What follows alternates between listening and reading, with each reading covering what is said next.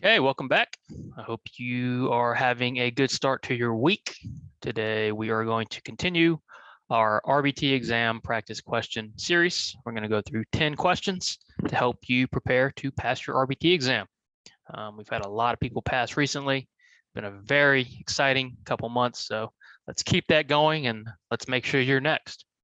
So as always, if you're looking for our study materials, please check out our website, rbtexamreview.com. or our shop, gumroad.com/RBT exam review. You can get 3 practice exams, our task list study guide, our combo pack, which is our best deal, comes with everything, and flashcards. And then of course we have our competency study guide.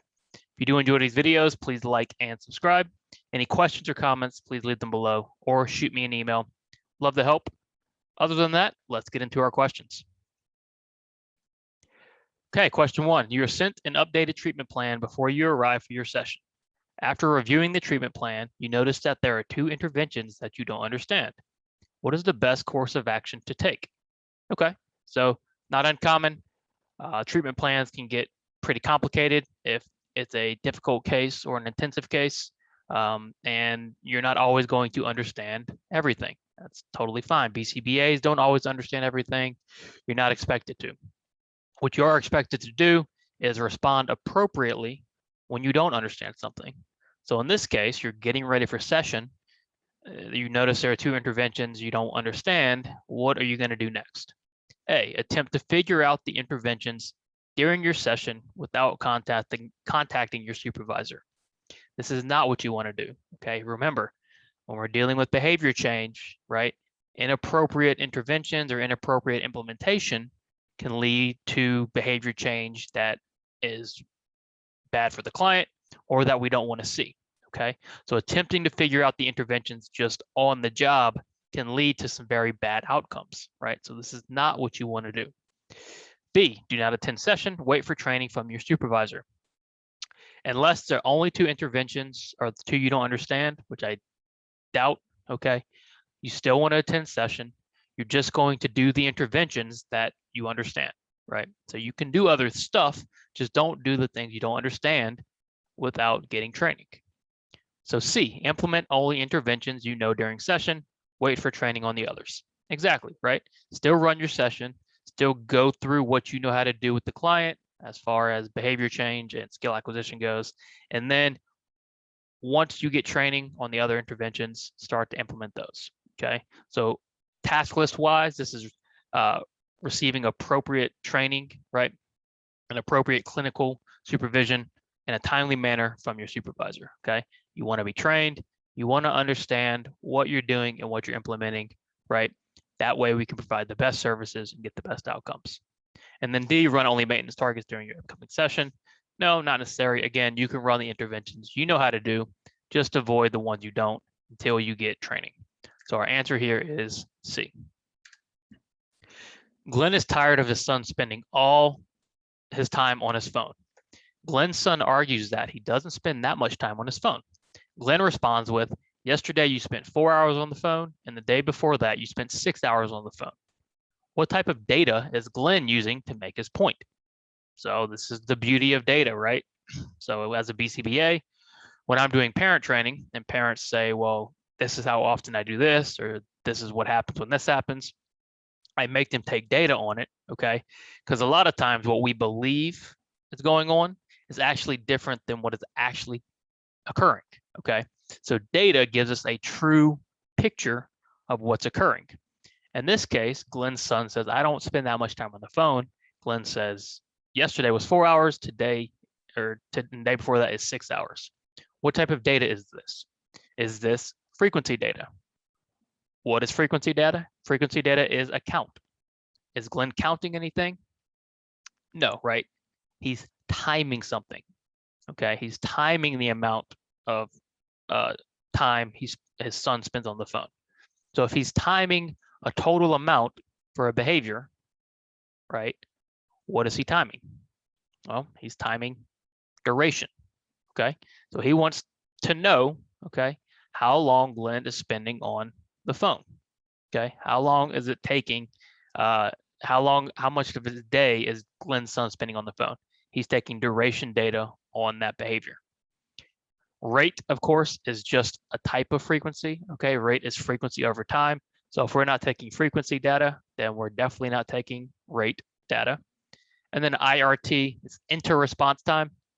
We're not measuring the time in between his son being on the phone. Okay, we're measuring the total time spent on the phone. Therefore, Glenn is making his point using duration. All right. You notice that your client is eating salty potato chips while watching television on his break. Since you are working on manding with your client, you move his water bottle from its normal spot. Your goal is to have your client manned for the water bottle. What type of teaching are you implementing? Okay, so what is a manned? Start there. What is a manned? A manned is a request, right? You're going to do a lot of manned training in your time as an RBT, okay? We're constantly teaching our clients how to request for items and materials and needs, okay? So you want to teach them how to manned for this water, okay? So what type of teaching are you doing, right? Ask yourself, are you teaching in a more naturally occurring environment? Are you taking advantage of the situation to teach a skill? Or are you in a structured environment? Are you sitting at the table? Are you sitting across from each other? Are you rapidly delivering trials? Okay. The first one is naturalistic, right? You're using just chances that occur to teach skills. The other one is discrete trial teaching, right? Very structured, very contrived, okay? Which one are we doing here? Well, I would say we're teaching naturally, right? We're just using this opportunity. We know he's eating salty potato chips. We know he's going to get thirsty. Let's use this opportunity, right, to take his water bottle, okay, and then give him the chance to what? To ask for it. We're teaching naturally. What is another word for naturalistic teaching? Incidental teaching. Incidental teaching is just another way to say naturalistic. So we know A is our answer. Always read all of your answer choices. You want the best answer, right? So B, DTT. We just talked about why it's not DTT. C, direct instruction. Direct instruction is a type of teaching, but you don't necessarily need to know it for your RBT exam, okay? When you take your BCBA exam, you would have to know it, not for this exam. And then D, TAC training. Are we TAC training here? No, we are manned training. TAC training is label training, okay? So our answer here is A, incidental. We're taking advantage of this situation to teach a skill. Before COVID forced everyone into quarantine, your client was starting to engage with his peers in school. This was after months of teaching him social skills. This fall, your client went back to school, but his parents reported that he no longer engages peers. Your client has failed to what? Okay, so we saw a lot of this, right?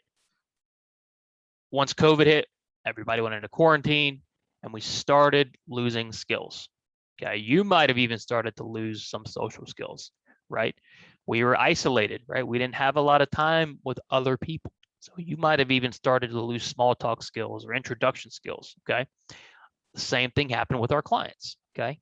This particular client wasn't able to engage peers once COVID was over. What did he fail to do? So, are we failing to do a skill after teaching has stopped? Yes, right? So what is that word? Is it A, did he fail to relearn skills? No.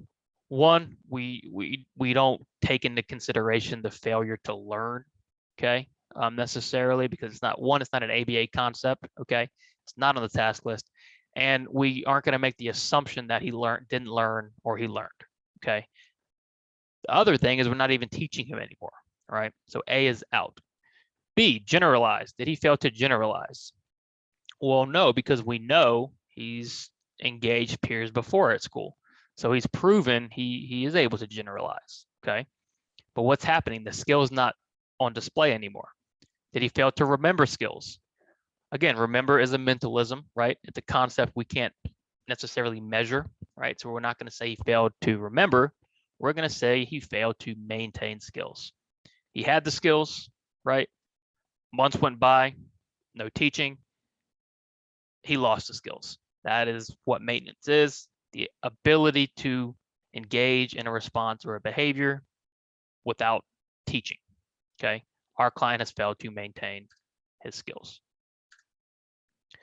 Jonah works with an 8-year-old boy who is starting karate this coming Saturday. Jonah's parents ask Jonah if he has anything going on Saturday morning. If he doesn't, they would like for him to go to karate and supervise Jonah for them because they cannot stay to watch. Would this be acceptable for Jonah to do? Okay, so like we've talked about before, parents, if you work with them a while, they really trust you, they like how you work with their child, okay? They want you more involved in their life, okay? This is okay in some circumstances, and in some circumstances, it's not. What do we want to avoid with parents, right? We want to avoid these dual relationships where professional and personal lives are crossing over, okay? So whenever we're doing anything outside of our immediate RBT hours, what do we need to do? We need to ensure that we have, okay, permission, right? We need to ensure that we are working as an RBT and getting paid to do that, okay? And we're not doing it as a favor. We're not doing it as a friend, right? We need to be doing it in a professional manner. So in this scenario, when would it be acceptable for us to go to karate and supervise, okay? Would it be A? Yes, Jonah is allowed to do whatever he feels is best outside of work. While this is true in most cases, when it comes to our clients, this is not true, okay? Our clients are still our clients. We need to respect their privacy. We need to respect the professional relationship, and we should not be engaging with clients in a non-professional manner outside of our typical duties, okay? A is out. B, yes, but only if Jonah's parents are there and he has approval from a supervisor. This looks pretty good, right? Jonah has approval, so we can assume he's working in some capacity. Jonah's parents are there, which is key, okay? Jonah's parents need to be there. So B looks pretty good. Always read your answer choices, of course. C, no, we should never work with clients outside of the normal setting. C is too strong, okay? There are situations where we would work with the client in the community, given we have approval, right? And we're able to do it. So C is just too strong.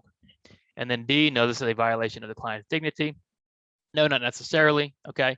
If Jonah's client doesn't want Jonah there, that's another story, okay? But there's no way to say this is violating any sort of dignity, okay? Jonah is allowed to do this if Jonah's parents, or if the client's parents are there, not Jonah's parents, and he has approval from his supervisor, okay?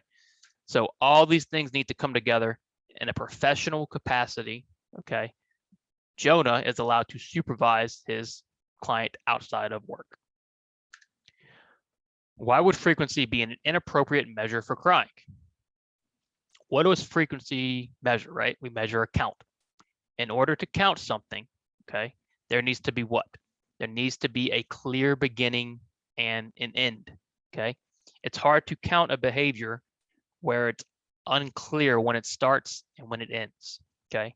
Crying and screaming and tantruming, these behaviors and task avoidance, a lot of times it's hard to understand or see when it begins and when it ends, okay? So it's hard to count crying because a lot of times there's no clear end, right? They might cry for a long time and then they start to cry a little less, and then it might pick back up a little less. It becomes very difficult to measure, right, when it really ends, okay? So A, you should not use frequency on a problematic behavior.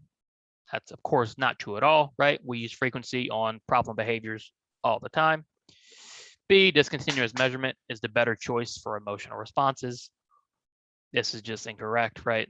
It's nothing about emotional responses and what we do, right?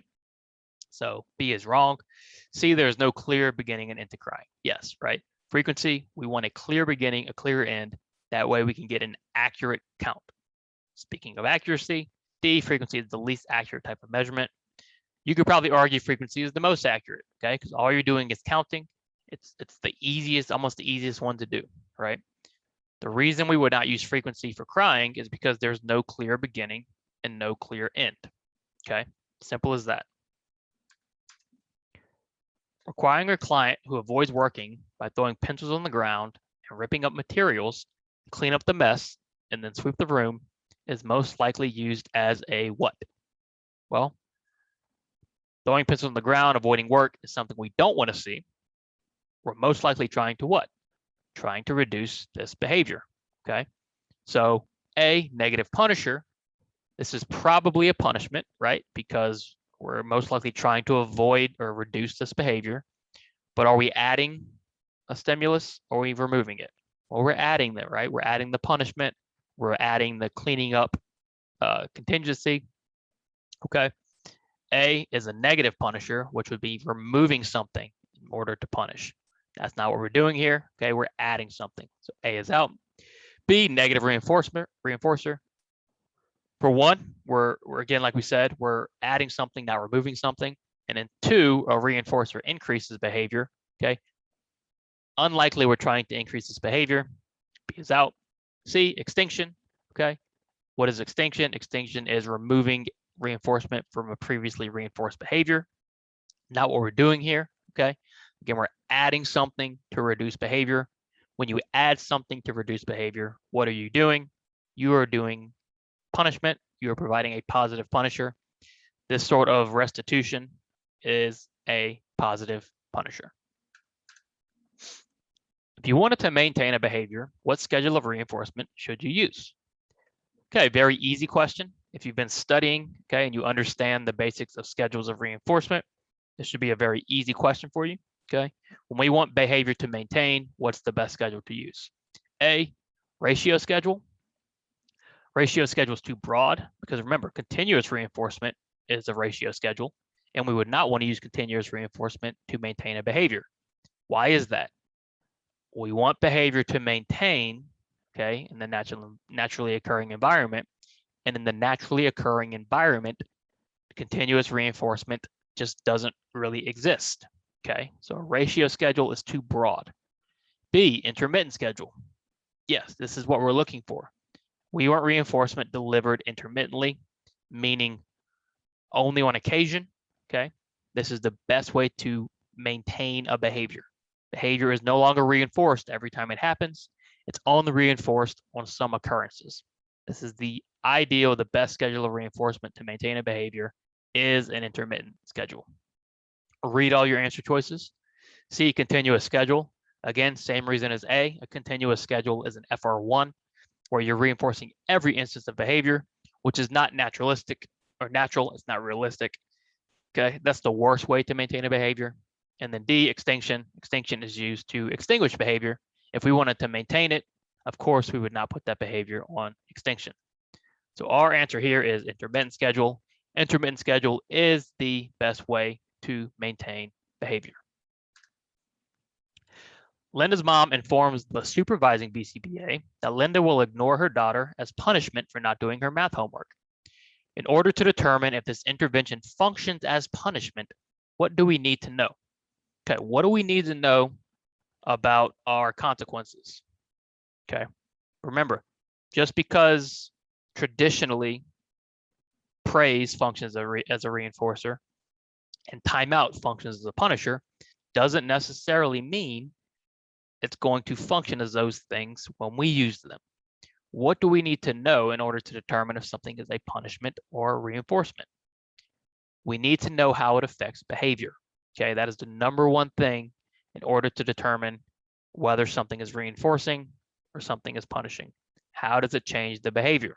Okay, so A, how ignoring impacts current behavior. Okay, that's close, but consequences like punishment affect future behavior.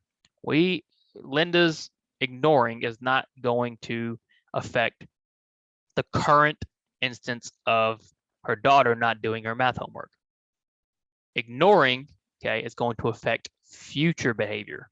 So B, how ignoring impacts future behavior, is what we need to know in order to determine if something is punishment, reinforcement, or neither. Consequences affect future behavior. In order to determine if a consequence is a punishment, a reinforcement, or neither, we need to see what happens in the future. So, does Linda's ignoring increase Linda's daughter not doing her math homework, or does it decrease it? That's what we need to know. So B is pretty good. C, how does ignoring make Linda's daughter feel? Doesn't matter how it makes her feel. It matters what happens to Linda's behavior. And then D, if Linda believes it is effective, again, does not matter what they believe. It matters what the data shows in regards to the behavior. Okay. All these believes, all these feels, all these thinks. We use data. We're data driven. Okay. Everything we do is based on data, right? How does it impact the behavior? That's how we're going to make our determination. Therefore, B is our answer. How ignoring impacts future behavior. Okay, I hope you enjoyed that. If you did, please like and subscribe. Thanks for the support. Remember, all our study materials, rbtexamreview.com. We are now doing BCBA review as well. So if you're going to become a BCBA, be on the lookout for that. Every Friday, we'll have BCBA videos up. Very excited about that. Other than that, any questions, comments, email me. Leave a comment below. Love to help. Keep studying hard, and I'll see you soon.